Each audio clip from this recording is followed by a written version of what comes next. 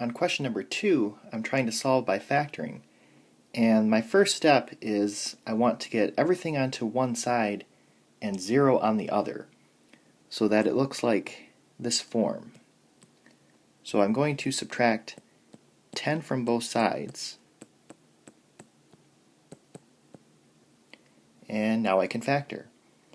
So I'm going to put 2 parentheses, I'm going to put an x and an x, and then I need to find two numbers, and these two numbers must multiply to be -10 and add to be +3. So those two numbers are +5 and -2. So now I want to set each of these factors equal to 0 and then solve. So x is equal to -5 and x is equal to +2.